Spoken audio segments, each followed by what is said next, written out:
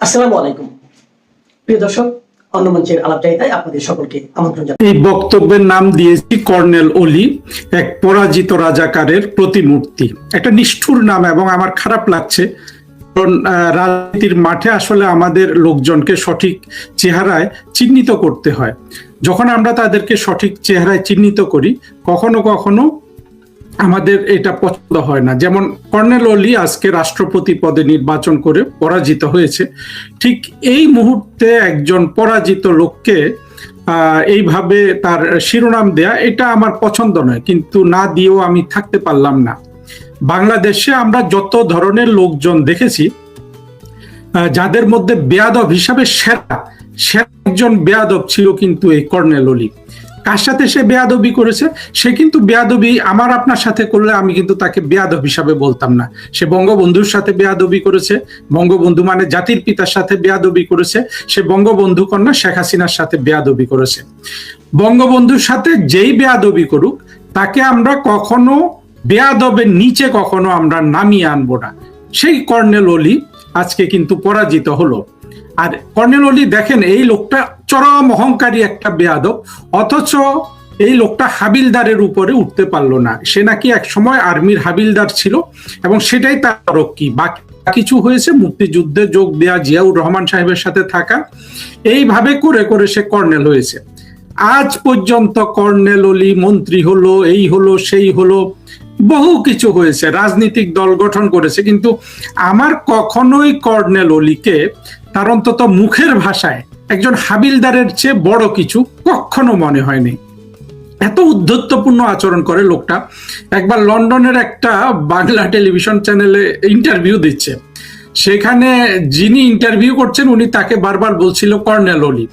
এই কর্নেল অলি খেপে গেছে, কি আমাকে বলেন ডক্টর কর্নেল অলি? আমি 65 বছর বয়সে ডক্টরেট করেছে। কি ডক্টরেট করেছে? জিয়াউর রহমান বাংলাদেশের প্রথম রাষ্ট্রপতি, এইটা তার ডক্টরেট থিসিসে নাকি নির্ধারণ করেছে। অর্থাৎ এই লোকটা যে ডক্টরেট করতে গেছে, সেই থিসিসটাও ভুয়া, অর্থাৎ একটা ভুল জিনিসকে নিয়ে সে ডক্টরেট করেছে। ভালো কথা, সেই ভুয়া থিসিস নিয়ে ডক্টরেট করেছে, জিয়াউর রহমানকে উপরে রেখে সবসময় জিয়াউর রহমান সম্পর্কে ভালো কথা বলেছে। জিয়াউর রহমানের স্ত্রী এবং পুত্র কেউ কিন্তু কর্নেল অলিকে জায়গা মতো রাখতে পারে নাই। এই রাখতে না পারার দোষটাও কিন্তু কর্নেল অলির। কর্নেল অলি যখন বেগম জিয়ার দুঃসময় বা তারেক রহমানের দুঃসময়, তখন তাদেরকে ছেড়ে চলে আসে। এটাও তো আপনার এক ধরনের ডিসলয়ালটি। সেটা যদিও বিএনপির আর কর্নেল অলির রাজনীতি, কিন্তু জিনিসটা হলো যে এটা কিন্তু আপনার একজন আপনার প্রভু বলুন বা আপনার গৃহস্বামীর যদি দুর্দিনে আপনি তাকে ছেড়ে দেন, সেটা কিন্তু নিষ্ঠুরতা এবং বেঈমানি। যাই হোক, কর্নেল অলি আমাদের সমাজের একটা এম্বারাসমেন্ট। মুক্তিযোদ্ধা হিসাবে তার পরিচয়। সে এমনও দাবি করেছে মুক্তিযুদ্ধ তার কারণেই হয়েছে, জিয়াউর রহমানও মুক্তিযোদ্ধা, তার অবদান মানে মোট কথা হলো মুক্তিযুদ্ধ কর্নেল অলি শুরু করেছে। এই বেটা থেকে এগুলাই আমরা শুনেছি। বঙ্গবন্ধু সরকার তাকে বীর বিক্রম উপাধি দিয়েছে, সেই সম্মানটা সে কিন্তু রাখতে পারেনি। এক সময় সে জামাত নিষিদ্ধ দল বলেছে, শেষ জীবনে শেষে জামাতের রাষ্ট্রপতি পদে নির্বাচন করেছে। আমার আরেকটা জিনিস মনে হয় যে এই লোকগুলো রাষ্ট্রপতি পদেই নিশ্চিত পরাজয় জেনেও কেন এই কাজগুলা করে। যে সে তো জানতোই যে মির্জা ফখরুল ইসলাম আলমগীরের সাথে কর্নেল অলি টিকবে না এই প্রতিযোগিতায়, তারপরও সে কিন্তু প্রতিযোগিতাটা করেছে। এটা অবশ্য অনেক যারা রাজনীতি করে তারা এই নির্বাচনী প্রতিযোগিতাটা করে নিশ্চিত হার জেনেও। এটার কি পজিটিভ দিক নেগেটিভ দিক আছে আমি জানি না। আমি মনে করি যে নিশ্চিত হার জেনে কেন একটা মানুষ সেই জায়গায় প্রতিযোগিতা করতে যায়, এটা কিন্তু রাজনীতিবিদদের বৈশিষ্ট্য হলেও এটা কিন্তু আমি এটাকে এক ধরনের নিশ্চিত পরাজয়, যেখানে সেখানেও প্রতিযোগিতা করা, এটা দিয়ে কি প্রতিষ্ঠিত করা হয় আমি ঠিক বুঝতে পারি না। আমার এই জিনিসটা বোঝার সক্ষমতা নাই। আমি মনে করি এটা একটা মানসিক ব্যাধি। যখন জানছে যে সে নিশ্চিতভাবে পরাজিত হবে, তারপরেও কেন সে প্রতিযোগিতা করবে? কর্নেল অলি আমাদেরকে কয়েকটা জিনিস শিখিয়েছে। একটা কি, যে বাংলাদেশ আওয়ামী লীগ কাউকে যদি স্বীকৃতি না দেয়, সেই লোক মুক্তিযোদ্ধা হতে পারে না। এইটাকে অনেকে বলবেন যে আওয়ামী লীগ এটাকে কুক্ষিগত করেছে। 2024-এর জঙ্গি উত্থান পর্যন্ত এটাই ছিল যে এই আওয়ামী লীগ মুক্তিযুদ্ধের সবকিছু কুক্ষিগত করে রেখেছে। 2024-এর জঙ্গি উত্থানের পর প্রমাণিত হয়ে গেছে যে আওয়ামী লীগ ছাড়া বাংলাদেশের মুক্তিযুদ্ধের কিছু আর কেউ ওন করে না। এখানে ডানপন্থী দল আছে, বামপন্থী দল আছে, এখানে অনেক কিছু আছে, কিন্তু বাংলাদেশের যে 71 সালে একটা বিশাল মুক্তিযুদ্ধ হয়ে গেল, সেই মুক্তিযুদ্ধের মাধ্যমে একটা বড় সেনাবাহিনীকে পরাজিত করে একটা রাষ্ট্র স্বাধীন করা হলো। এটার একটা বিশাল বিজয়ের গৌরব, এটার একটা দীর্ঘ ইতিহাস। এই কোনো কিছুর সাথে কিন্তু এই ডক্টর কর্নেল অলি আহমেদের বা এই জাতীয় এই গোত্রের মানুষদের কোনো সম্পৃক্ততা নাই। এরা বাই চান্স, মানে বাই কোইন্সিডেন্স, দুর্ঘটনাবশত কোনো একটা জায়গায় থাকাতে এরা মুক্তিযুদ্ধে বন্দুক কাঁধে নিয়েছে, অথবা কাঁধে নেয়নি, মুক্তিযুদ্ধের সাথে জড়িত হয়ে গেছে। পরবর্তীতে এরা মুক্তিযোদ্ধা হিসাবে সব ধরনের সুযোগ সুবিধা গ্রহণ করেছে, খেতাব নিয়েছে, কিন্তু মনে প্রাণে কখনো রাজাকার ছাড়া এরা আর কিছু ছিল না। কর্নেল অলি চিরজীবনের একটা রাজাকার হিসাবে সে সব সারা জীবন যাপন করেছে। যতদিন সে মুক্তিযোদ্ধা হিসাবে জীবন যাপন করেছে ততদিন ছিল তার ছদ্মবেশী জীবন। সেই ছদ্মবেশী জীবন সে ধরে রাখতে পারেনি। ছদ্মবেশী জীবনটা যদি সে ধরে রাখতে পারতো, সে সম্মানের সাথে মরতে পারতো। এখন কর্নেল অলি দেখেন, এই লোকটা মৃত্যুবরণ করবে। বিএনপি সরকার বা এই ধরনের সরকারগুলো থাকলে বা জামাতের সরকার থাকলে তাকে মুক্তিযোদ্ধা হিসাবে স্যালুট ট্যালুট দিবে, কিন্তু সত্যিকার ইতিহাসে বাংলাদেশের যেটা মূলধারার ইতিহাস, সেই ইতিহাসে এই কর্নেল অলি কিন্তু একজন রাজাকার হয়ে গেল এবং রাজাকার হিসাবে সে মৃত্যুবরণ করবে। আর তার যে গর্ব, তার যে অহংকার, তার যে বেয়াদবি, এগুলো সব আমরাও ভুলে যাব। কারণ কর্নেল অলি এমন কোনো মানে আসলে বাংলাদেশের ইতিহাসে বলুন একটু গুরুত্ব থাকতে পারতো মুক্তিযোদ্ধা হিসাবে, সেটা হারানোর পর এই অলির আসলে কোনোই মূল্য নাই। সে মরার আগে মরে গেল। আর সে যে হাবিলদার হিসাবে জীবন শুরু করেছিল, সেখান থেকে তার পরবর্তী উত্থান, এরকম উত্থান মানুষের হতে পারে, সেই উত্থানকে সংহত করতে হলে যে ধরনের প্রজ্ঞা মেধা লাগে, সেটা আসলে এই হাবিলদার সাহেবের কখনোই ছিল না। সে নানানভাবে নিজেকে প্রতিষ্ঠিত করেছে সমাজে, কিন্তু দেখেন পতনটা হয়েছে জামাতের হাতে, জামাতের কোলে। কর্নেল অলি আমাদের কাছে শুধুই একজন পরাজিত রাজাকার। আর মির্জা ফখরুল ইসলাম সাহেবের সাথে কর্নেল অলির তুলনা করে লাভ নাই। আমি জানি মির্জা ফখরুল ইসলাম সাহেবকে অনেকে অনেক ধরনের কথা বলেন, চকা রাজাকারের পুত্র টুত্র বলেন, কিন্তু দেখেন মির্জা ফখরুল সাহেবের ওই গুণটা তো আছে। উনি কখনো মির্জা ফখরুলের কখনো কোনো বক্তব্যে আমি কিন্তু কর্নেল অলি যে ধরনের বেয়াদবি করেছে, মির্জা ফখরুলের রাজনৈতিক বক্তব্যে কিছু আছে, সমালোচনা তো করাই যায়, কিন্তু এইভাবে সরাসরি জামাতের পক্ষে যাওয়া, রাজাকারদের পক্ষে যাওয়া, বঙ্গবন্ধুর সাথে বেইমানি করা, শেখ হাসিনার সাথে বেইমানি করা, এগুলো মির্জা ফখরুল কখনো করেন নাই। সুতরাং একটা মানুষ যদি আপনার তার কথায় শোভন থাকেন, ভদ্র থাকেন, সেগুলোরও আসলে এক ধরনের মূল্য আছে। সেই মূল্যটা অবশ্যই মির্জা ফখরুল অন্তত আমার কাছে পান, কিন্তু কর্নেল অলি আমার কাছে একটা বেয়াদব ছাড়া আর কিছুই নাই। এই ধরনের বেয়াদবদের আমরা যদি মানে আসলে কর্নেল অলিকে চিহ্নিত করবোই কি, সে তো নিজেই মরে গেছে, কিন্তু অনেক বেয়াদব কিন্তু বাংলাদেশ সমাজে লুক্কায়িত আছে। এরা ছদ্মবেশে থাকে, কিন্তু এদের সম্পর্কে আমাদের সচেতন হতে হবে।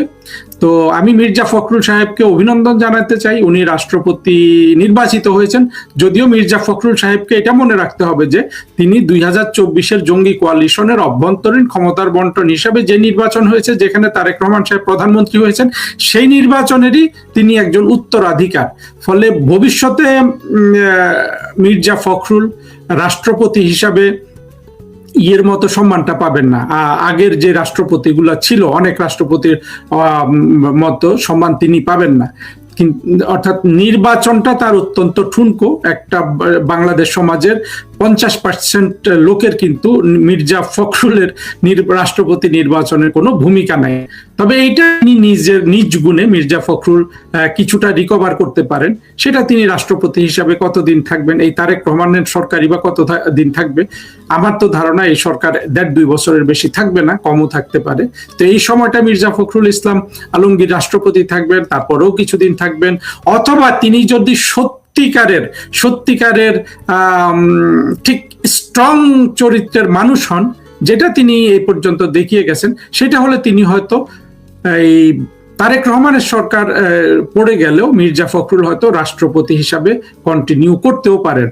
অতীতে আমরা দেখেছি অনেকে করেছে, আবার অনেকে তো অত্যন্ত বলবো যে কি বলবো, এমন রাষ্ট্রপতি আমরা পেয়েছি, সেটা সব দল থেকে, বিশেষ করে এই যে সর্বশেষ যে রাষ্ট্রপতি চুপ্পু, অত্যন্ত ন্যাক্কারজনক একটা মানুষ, তার নাকি সম্পত্তি ক্রোক হচ্ছে, এগুলা ক্রোক টোক করে এগুলাকে রাস্তায় বসিয়ে দেওয়া দরকার। বাংলাদেশ 20 কোটি মানুষের দেশ, এখানে অসংখ্য আবর্জনা, যত আবর্জনা ক্লিয়ার হয়ে যায় তত রাষ্ট্রের জন্য, জাতির জন্য আমাদের মঙ্গল।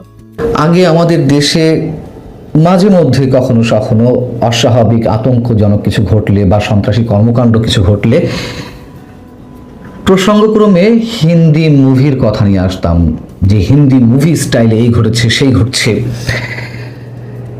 কিন্তু সাম্প্রতিক সময়ে যা কিছু ঘটছে, মানুষের পিলে চমকানোর মতন যা কিছু হচ্ছে, তাতে হিন্দি মুভি কিংবা হলিউডের মুভি একেবারেই নস্যি, বরং সরাসরি বলা যায় যে, বা অন্যরা এক্সাম্পল হিসেবে নিতে পারে যে বাংলা স্টাইলে এখন সব ঘটছে।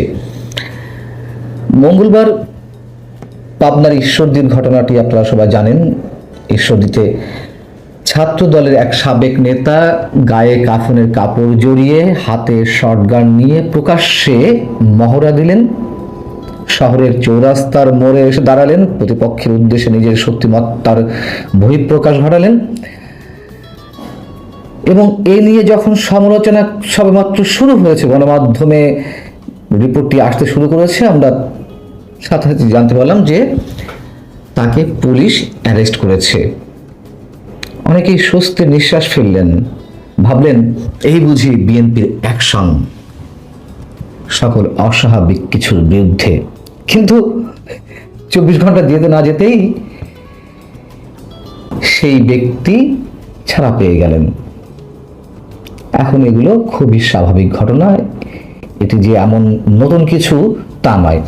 যাই হোক, নির্বাচনের আগে থেকে ডক্টর ইউনূসের সরকারের সময় থেকে বিএনপির তৃণমূল থেকে শুরু করে একেবারে মোটামুটি শীর্ষ পর্যায়ের নেতাকর্মীদের মাধ্যমে যে চাঁদাবাজির ঘটনাগুলো আমাদের সামনে আসছিল, এ নিয়ে অনেক আলোচনা হয়েছে, সমালোচনা হয়েছে।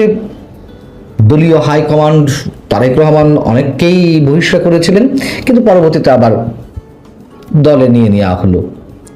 এবং এখন যা ঘটছে তাতে আমরা বলতে পারি সত্যি সত্যি আমরা 4G 5Gর যুগকে ছাড়িয়ে যাচ্ছি। দিন বদলেছে, অনেক কিছুর ধরন বদলেছে, চাঁদাবাজির ধরনও বদলেছে। চাঁদাবাজি এখন যে প্রক্রিয়া হচ্ছে, মানে আমরা তো স্বপ্ন দেখতাম যে বাংলাদেশ মালয়েশিয়া হয়ে গেছে, বাংলাদেশ থাইল্যান্ড হয়ে গেছে। বাংলাদেশ মালয়েশিয়া থাইল্যান্ড না হলেও চাঁদাবাজি এখন হচ্ছে ব্রিটেন বা যুক্তরাষ্ট্রের মুদ্রায়। এখন আর টাকাতে চাঁদাবাজি হবে না। এবং চাঁদাবাজির যে ধরনগুলো আমাদের সামনে উপস্থিত হচ্ছে, নিঃসন্দেহে অনেক অনেক বেশি রোমহর্ষক। ঢাকা মেডিকেল কলেজ হাসপাতালের নাক, কান, গলা এবং হেড নেক সার্জারি বিভাগের প্রধান অধ্যাপক ডাক্তার মোহাম্মদ আসাদুর রহমানের কাছে হোয়াটসঅ্যাপে চাঁদা দাবি করা হয়েছিল ডলারে, যে $15,000 দিতে হবে। এই ঘটনাটি সম্ভবত আপনারা অনেকে জেনে গেছেন। তো হোয়াটসঅ্যাপে গত 6 আগস্ট, মানে ডাক্তার আসাদের হোয়াটসঅ্যাপ নাম্বারে গত 6 আগস্ট এই বার্তাটি পাঠানো হয়। আলটিমেটাম দেওয়া হয় 15 আগস্ট পর্যন্ত। 15 আগস্টের পর 2 দিন যেতে না যেতেই তিনি রাজধানীর শান্তিনগর এলাকায় হামলার শিকার হলেন এবং হামলার পরপরই আবার ঘন্টাখানেকের মধ্যে তার নম্বরে মেসেজ এলো, হাউ ডু ইউ ফিল, কেমন অনুভব করছে এখন। এবং এই চাঁদা দাবি নাকি করা হয়েছে চট্টগ্রামের অন্যতম শীর্ষ চাঁদাবাজ সন্ত্রাসী ডেভিড ইবনের পক্ষ থেকে। এই ডেভিড ইবন সম্পর্কেও আমাদের অনেক কিছু জানা। শুধু ডেভিড ইবন কেন, যা কিছু ঘটছে, যে প্রক্রিয়া ঘটছে, তাতে প্রতিটি মানুষ আতঙ্কিত। কদিন আগেই চট্টগ্রামের একজন ইন্টারনেট ব্যবসায়ীর কাছে চাঁদা দাবি করা হয়েছিল। কয় টাকা? 2 কোটি টাকা। চিরকুটে লিখে পাঠানো হয়েছিল যে 2 কোটি টাকা রেডি রাখবেন, আশা করি প্রতি মাসে 10 লাখ টাকা করে দিবেন, তাহলে ব্যবসা করতে পারবেন, না হলে করবেন না। তারপর কি হলো? চাঁদা না পেয়ে ওই ইন্টারনেট ব্যবসা প্রতিষ্ঠানে হামলা করা হলো, লুটপাট করা হলো, 35 লাখ টাকা ছিনিয়ে নেওয়া হলো, প্রতিষ্ঠানের ল্যাপটপ কম্পিউটার নিয়ে যাওয়া হলো। চট্টগ্রামের হামজাবাগ এলাকায় 50 লাখ টাকা চাঁদা না পেয়ে ব্যবসায়ীর ভবন উদ্দেশ্য করে গুলি ছোড়া হলো। গত 28 ফেব্রুয়ারি কোটি টাকা চাঁদা না পেয়ে চট্টগ্রামের একজন শীর্ষ ব্যবসায়ীর বাসা উদ্দেশ্য করে প্রকাশ্যে সকালে ভোরবেলায় গুলি চালানো হলো একের পর এক। এবং এরা নাকি সেখানকার শীর্ষ সন্ত্রাসী সাজ্জাদ আলীর লোকজন। জুলাইতে এই চট্টগ্রামেই 20 লাখ টাকা চাঁদা না পেয়ে ব্যবসায়ীর ভবনে সন্ত্রাসীদের ভাঙচুরের ঘটনা ঘটলো, ককটেল হামলার ঘটনা ঘটলো। এইভাবে একের পর এক ঘটনা ঘটতেই আছে। আবার একদিন আগে 17 আগস্ট কক্সবাজারে 10 লাখ টাকা চাঁদা না পেয়ে ছাত্রদলের এক নেতা এক ব্যবসায়ীর রিসোর্ট দখল করে নিল। এই যে সব অভিনব পন্থা, চাঁদা না পেয়ে উল্টো কিভাবে পুষিয়ে নেওয়া যায় তার বিকল্প পথ তাদের কাছে রয়েছে, এগুলো বলে শেষ করা যাবে না। এবং চাঁদা না পেয়ে সন্ত্রাসী হামলা, মৃত্যুর হুমকি, হত্যার হুমকি, এগুলো তো চলছেই। পানের দোকান পর্যন্ত চাঁদাবাজি হয়। এগুলো তো কোটি কোটি টাকা চাঁদাবাজির কথা বললাম, পানের দোকানেও চাঁদাবাজি হয়, যা কখনো শোনা যায়নি। আগে শুনতাম যে এলাকার যারা উঠতি মাস্তান কিংবা সন্ত্রাসী ওই বাকিটাকে খেয়ে 2-4-500 2-4 হাজার টাকা বাকি রয়ে যায়, দেয় না, কিন্তু নিয়মিত চাঁদা ধরা হচ্ছে। তার চেয়ে বড় কথা, চাঁদার যে ধরন পাল্টেছে, টাকার বদলে পাউন্ডে ডলারে চাঁদা দিতে হবে, এবং হামলার যে ধরন, আমরা এগুলোকে কিসের সঙ্গে তুলনা দিব? হত্যা, ধর্ষণ, রাহাজানি, চুরি, ডাকাতি, এগুলো কতগুলো বলে শেষ করব। কিন্তু বিএনপি সরকারের কাছে আমাদের যে প্রত্যাশা ছিল অন্তর্বর্তী সরকারের সময়, অনবরত বলেছে যে এই মুহূর্তে বিএনপির ক্ষমতা আসা প্রয়োজন। যারা আমরা বলেছি তারা আমরা এখন মুখ লুকাবো কোথায়? তারপরেও আশায় রইলাম, অপেক্ষায় রইলাম, যদি প্রধানমন্ত্রী হিসেবে, দলের চেয়ারপারসন হিসেবে বিএনপির তারেক রহমান, তিনি মানুষের কাছে যে প্রত্যাশা দিয়েছিলেন, যে প্রতিশ্রুতি দিয়েছিলেন, তার 50 ভাগও যদি রক্ষা করতে পারেন, যদি 30 ভাগও রক্ষা করতে পারেন, তাতেই আমাদের সন্তুষ্টি। এছাড়া আর কি বলবো।